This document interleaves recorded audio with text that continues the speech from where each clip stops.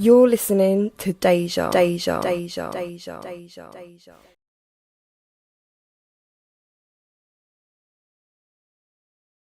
Welcome to another episode of the Open Mat Show. I'm your host, Mike T, co-host Miss Lopez, Hey. Dan the Man. Good. Special guest in the building, Mr. Brad One Punch Pickett. Yeah, definitely. We'll have some of that. Yeah, we'll have some of that. We'll do the effects after. Yeah. What's going on, bro? I'm all good, thanks. How are you? I'm great, thanks for having me on. And, Thanks for coming in, taking the time out of your busy schedule, because I'm sure you could have been doing some training. I was actually painting today. Oh, you painted here? Painting the house, yeah. Any good DIY? I'm not that guy, I'm more paint on me. I think I've still got some paint on. Raw, naturals, real down here. And organic white spirit, will you take that off? Yeah. How's the painting going? All good? It was not bad. I've actually got to do a bit of decorating to the house. My wife's pregnant and I'm having Nice, congratulations. my first child in September, so it's like not long. So Yeah. What, you having, a boy, girl? I'm having a surprise. Nice, he's keeping it Old real. school. That's old school. I appreciate I that. done things old school. I was with my wife, with Sarah for 8 years, then got married, then bought a house, now having kids. So I've done it the old-fashioned way, Yeah, traditional. Did you go to the father and ask permission first? You did? I did, yeah. Of course. Everyone's a real man. I had old true parents. gentleman, I yeah. had old parents, so I brought up the old-fashioned way, and I do things quite traditionally. Nice. Is that a new property you bought, or is it just you moving, or just having a revamp? No, of the whole... it was a new property I bought towards the beginning of last year. I hadn't moved into it straight away and had things done to it. And then I really want to get a massive extension done to it, but then that's going to cost me a lot more money than I thought. So we moved in. I just got a few rooms done so I can move in, and then I'm just finishing off some other rooms and stuff. And we're going to leave the kitchen and the downstairs living room until we are going to eventually extend. When maybe we've got more fights. Yeah, when you get some more. Have you got a pool table in there? No, but I bought. I call it the office now, but originally it was called the man cave. I actually have a room in there, and it looks mint. It looks really good. Nice. That could be the baby's room. No, I have a separate bedroom, which is smaller, but then I feel like, my man cave is going to turn into a playroom, Yeah. Like, no, don't do this to me. It's all messy, toys everywhere. I did see on your stag do actually. Okay. It's actually really good because you went as Darth Vader and all your good stormtroopers. Yeah, No way. I love that. It was awesome. It's really good. When did I mean, ages ago I was on a different stag do, and it was like a fancy dress stag do. And me and a friend of mine, Rob, we went as stormtroopers, just me and him. We got these two stormtrooper others. And they went down a treat. Everyone loved it, and we started standing outside of nightclubs like this, letting people in. People just loved it. And I was since that day, I was thinking, when I get married, when I have my stag do, everyone's going to be stormtroopers, and I'm going to be Darth Vader. And we had it in Bournemouth, and it went down an absolute treat. We was in the local newspapers and stuff like that, and Local newspapers. Yeah. All for good reasons. Of course. Yeah. There was 30 stormtroopers and me. I had people come in saying I look like the one from the Volkswagen advert, But then I gave him the death grip and Yeah, that was it. That's got me, man. So stag do. So you're married now then? Or? I am married. Happy married. Congratulations. Yeah. Congratulations. When was this wedding? Was this? I know I'm not wearing a ring, but I lost it. Okay, Sarah. Did she know this? No, yeah, she knows. There's a story behind this, okay? Because when I got married, when I was on my honeymoon, that's when I decided, when I was on my honeymoon, to go down a weight class. I was thinking, this is when I go down to 125 and try revamp my career and go down there. And so I started losing a lot of weight, and my ring was just so loose, and then obviously I ended up losing it. And I could just get any old ring. This was obviously my wedding ring. It was a platinum ring, right? Yeah. Wow. I could get any old ring just to put it on, right? But it's not the same ring. I could. So for me, I'm trying to tell Sarah. I've been asking for a new ring, like maybe for my birthday, maybe for Christmas, because I want it to be given, or anniversary. I have it maybe. So because then it means something again. Otherwise, a ring is a ring, Definitely. But I have a very understanding wife. So thanks, Sarah. That's good. Yeah. Diamond, Cheers, Sarah. Yeah. Anyone would be asking for a divorce. Yeah. So, Good. So, Brad, how long you been back in the country since UFC 189 that we saw you fighting on? I literally came back. So I fought on Saturday, the 11th. The 12th I stayed there because I had the Ultimate Fighter final, Black Citizens versus American Top Team. So I stayed there for that. I flew back that Tuesday, and then I flew up to Scotland Thursday morning for the UFC in Scotland. Went to that. And then Bisbing, was that Bisbing? That's Bisping, yeah. I went up there. I had a few friends fighting as well, so I went there, watched that, and then I came back, and then I've been here ever since. Nice. How was UFC 189 compared to other fight cards you've been on? Obviously, because Conor McGregor was fighting there, and I saw you come out for the weigh-in, and I was just like, it looked electric. It was so unreal. It was like UFC took a massive step, like it was a massive stepping block of the, a turning point of their, growth. It was having like 11,500 people at the weigh-ins.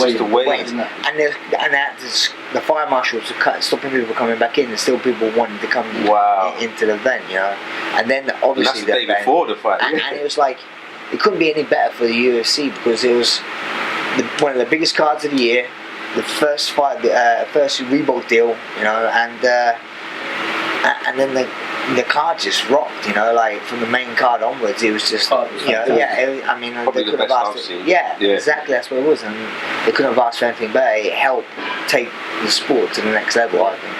Definitely. But did you feel like actually coming out and seeing that many people?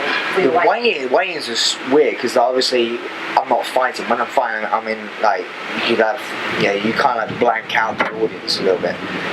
But at the weigh-ins, I was like, shit, a lot of people here, and I found that quite weird, But you're only on stage for like a few minutes though. But yeah, it was definitely like you have to step back. Like the stage as a rapper, you're facing them. Yeah, it was strange. Like a surreal moment. It was really weird, and but I enjoyed it. It was great, and experience. Yeah, great experience. Well, after leaving that weigh-in, did you feel any extra added pressure to your fight and your preparation? Was it like, wow, this is like different than other cards I've been on, or is it you just sink your mind back into normal mode? I'll put pressure on myself every time I fight, and it's the same sort of pressure I put on myself as an athlete. And obviously you want to win, and I've been around fighting a long time now, so like it kind of I don't feel pressure with the audience at all. I'll feed off that. I actually enjoy the more people I fight in front of, kind of brings me up more and helps me perform. You fought some top guys. Yeah, I've been around a long time. Yes. Obviously your first UFC was Burrell. Yeah, Hannah Burrell. That was your first going into. Yeah, but obviously I fought in the WC before then. Yeah. And that was UFC equivalent. It was owned by the UFC and. But even then, you fought Johnson. Yeah. So I fought Demetrius Johnson back in, and Scott Jorgensen, Ivan Menjivar. So I fought some tough guys back in the WC, which at the time it was the UFC because it was. I still was fighting the best people in the world at my weight class. That's where they just performed because they didn't have that weight class in the UFC.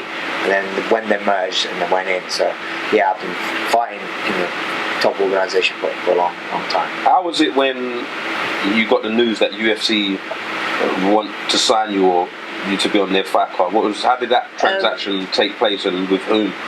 So like it was obviously because the UFC owned the WEC, so it's not as if I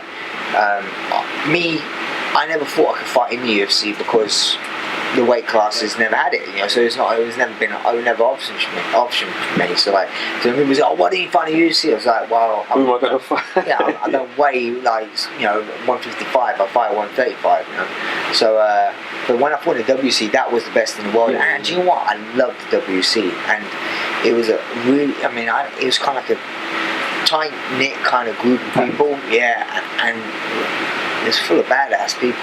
And you see most of those people now in the UFC are killing it. So like I love that. But for me, when it was brought to be the UFC, the only thing that changed for me was you fight in front of a bigger audience, you know, so more people get to see you, so that helps with sponsorships, exposure and stuff like that. So for me as a fighter it was great, but I did have a little soft spot for the WC, and you know, I was so happy to be on the last actually WC card. You know, I was actually on the last card as well, so that was, I like being on. What was your last? Who was your last opponent In the WC? No, before you got signed to WC. What fight did they watch and they was like? No, it wasn't about that. I think what it was, when it was a WC, what made it kind of, for me, I was quite honoured to be signed by them. Because at the time I was going back to American top team as well, and at the time Mike Brown, which is one of my best mates, was the WC world champion at 145. And so I went to the shows with him because I used to corner him and stuff. And you meet the matchmakers and you just chat to them all the time. But for them, WC wasn't a massive show. It wasn't like the UFC. So for them to sign a European fighter, they have to pay like $7,000 just to get the visas and stuff like that. Yeah. So like they're much cheaper for them to sign someone from America or from like Mexico. Because, you know, it's so much cheaper for them to do that, to sign a European. So for when they signed me, it showed a lot of like, you know, I need to, you know, pay back and do well, you know. So like, it showed a lot of trust in my ability. So that was a confidence build for me in one. And I can't remember my last fight. It may have been Dave Lee, I think, on thing. Yeah, and that's what I mean. Those fights for me, you know, I was fighting guys just to keep active, and like, but everyone like it was like a potential banana skin, you know. I didn't want to suffer a loss, you know. And but it's, you know. But was there a buzz around you? Did you feel the buzz around you? Like, was there talks of, oh, these lot are going to come in, they possibly might be wanting to sign you just before you got signed? Did you know? No, I mean, there was one time where they asked me to fight Demarcio Page on short notice in the WEC, right?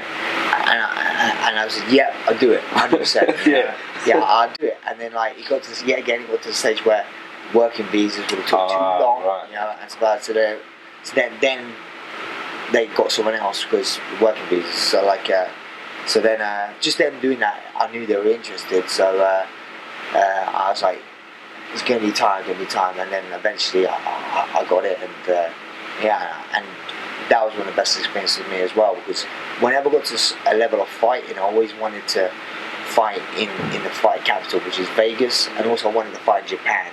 When I got to any sort of level of fight where I know I could maybe travel and do stuff, I thought these two places I want to go to, and then obviously making my WC debut in Las Vegas, you know, and I won by a rare submission, you know, proving necktie, you know. That was one of the stepping stones in my career, you know, that really sticks out. Yeah. How was it that night when you got that win? Did you go and celebrate? Was it a big night out? Was you just paying homage to your trainers, your loved ones? No, it was actually quite crazy, because I went there, and this is when you first fought in the WC, and you didn't actually get, it wasn't like crazy money, you know. Yeah. But obviously you wanted to fight there because it was the biggest place in the world for your weight class. So I remember going there, and I was like the second or third fight on the night, and I won. And at the time, that's when they'd done submission of the night, knockout of the night, and fight of the night. So I won by submission. So I'm like, I knew it was a very rare submission. Yeah. So like I'm like, I mean, good chance to get 10 G's here, you know, right? I was like, man, yeah. So now I'm finished. I'm sitting in cage side, right? I'm thinking, watching all the fights. I'm like, don't go for submission. Decision, knockout. I'm like, yes. And I'm like, and it's going, getting all the way up, and I'm coming up to like the co-main event. I'm like, oh my god, there's not even been another submission. I'm so happy. I'm like, 10 G's. So I'm getting it, you know.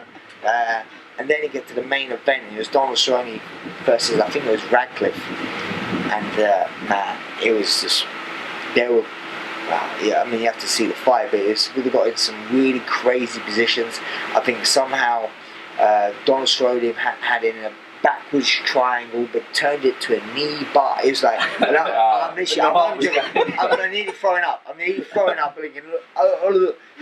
because I was on one of the prelims, and I'm thinking if one of these guys get a submission, I'm in jeopardy. You know, if there's no submission, I'm 100% going to get it. But just competing to anything, and then I'm seeing him do these crazy ass moves, and I'm just thinking, I'm not even joking. I was nauseous. I was nauseous, and then he actually ends up submitting him, but it was actually just for a normal rear naked choke, and I'm still so nervous. I'm thinking, oh my god, because it's the main event. And sometimes you think, you know, like they sway that way just because of the stage, and I'm like, and then they told me I had it, and I was like, man, it's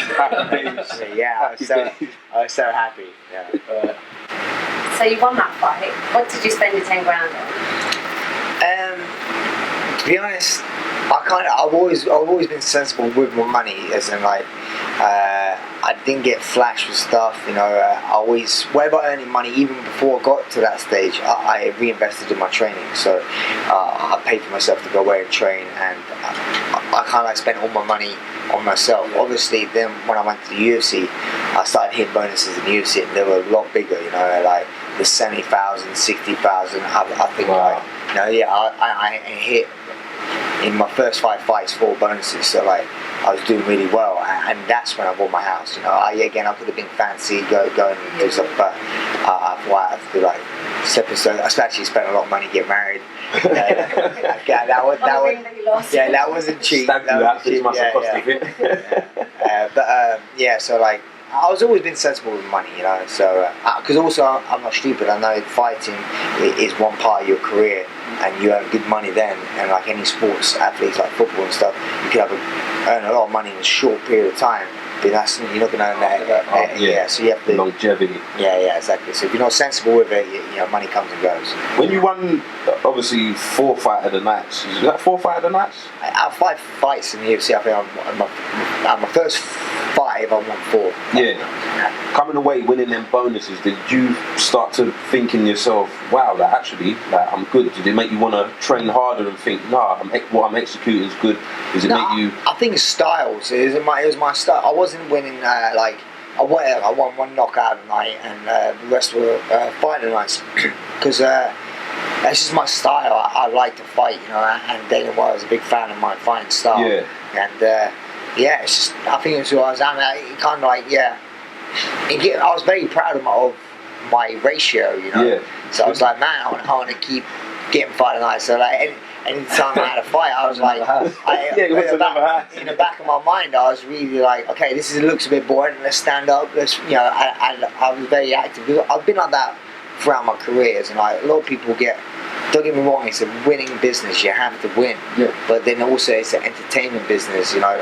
So if you're a comedian and you go to an audience and no one laughs, you know, no one's going to be there in your next show. Yeah. It's the same when you're fighting wise. It's been like that from as far as I can remember. I've always wanted to be that. I mean, like, it helps me. When someone goes to me, I love watching you fight, that's my pat on my back, you know. I like that, you know. And I think I was one of those fighters early on that got it, where you have to be like in interviews and stuff like that. You have to get your personality across and stuff like that. Because when you fight, you have obviously 15 minutes if it goes that long, and then you get like you're not talking, you're fighting, and then at the end you have an interview, and it's like 2 minutes with Joe Rogan and stuff like that, and you're not really going to get your personality across. So this is when you do interviews with people and pre-fight interviews and stuff like this. I can't go,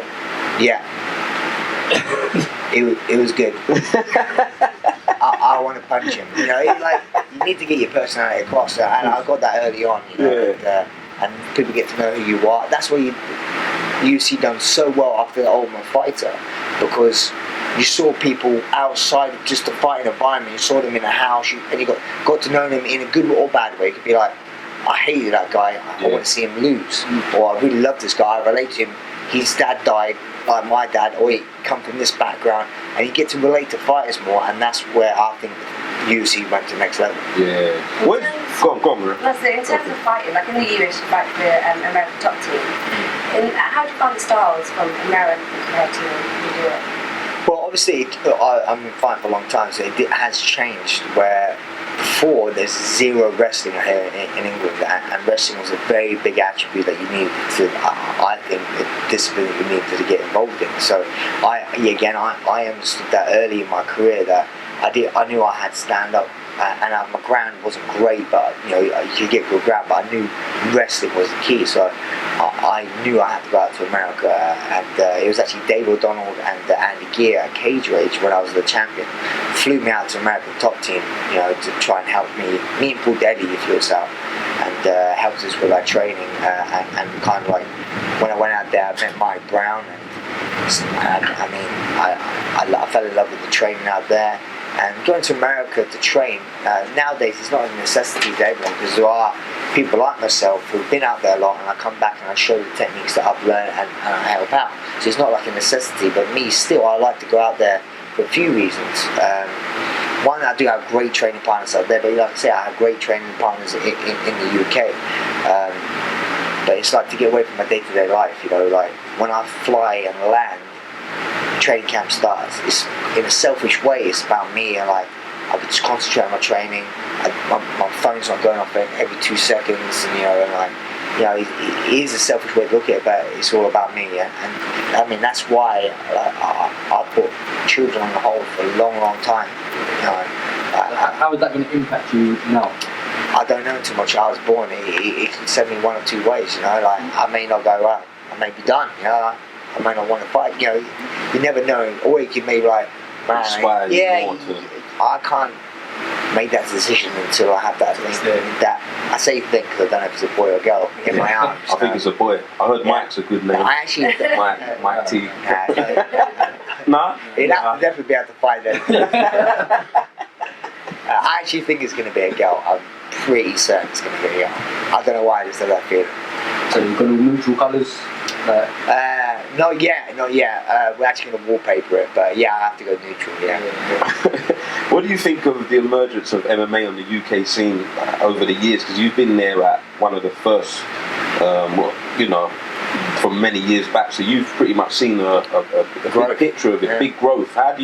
What's your view on it? Well, the whole sport on a global scale is growing tremendously. I think it's the fastest growing sport in the world. It has been for years. It's not just like now it is. It's been like that for the last 10 years. It's been growing.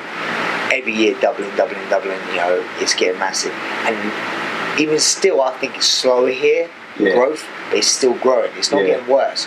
You have shows like this. It's always going to, you know, these shows weren't around 5 years ago, but now it is, because you have the audience to listen to, you know. So more of this happens, you know, it keeps growing and growing and growing.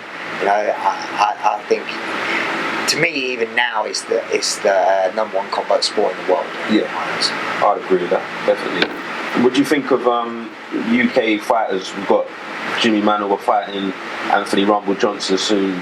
Yeah, that's going to be a tremendous fight. I was happy that Jimmy got that fight from a UK standpoint, that he'll be representing England in that bout, that you represent England and do your thing. How do you think that fight's going to go? Someone's getting knocked out. Someone's getting knocked out. I think Jimmy's really good, but Rumble's just an absolute unit. But they both have bombs in their hand, and that's what this, like I say, that's what makes this sport so exciting. One punch. You don't know what's going to happen. You know, like like you never have in a sport where an underdog wins more than any other sport. You know, like. So in this, I'm not a betting man, but if I did bet in this sport, I always look at the underdogs, because you know you're gonna earn your money on this. Yeah, they're the ones. What's your relationship like with Dana White? How does I get on with him really well. Yeah, you know? I got to get the feeling he likes you, because he knows that when you come to fight. There's no 4 or 5 fighting the night. Yeah, you know, Love it. Yeah, you know, I mean, like, we follow each other on Twitter, we chat a little bit as well on that. But like, even like 2 days after my fight, him and Lorenzo gave me a phone call and just said, look, thanks for that fight, that was amazing, you kicked off the main card really well. Unfortunately, it didn't go your way, blah blah blah.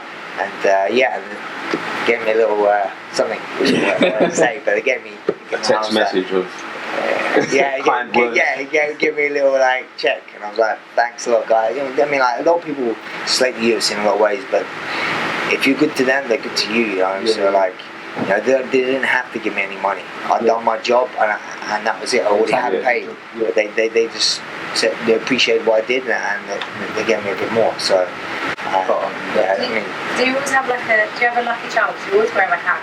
I've noticed you walk out in a hat with little children. No, it's part of my image. The reason I wear my hat is people should start getting this when I speak about it, but my mum's dad used to be a bare knuckle boxer back in the 1920s, and he used to work in the day as a roofer, and at night time just to earn a bit of extra money to help support the family. He used to do bare knuckle boxing, and he died when I was 4, so I didn't really get to know him too well, but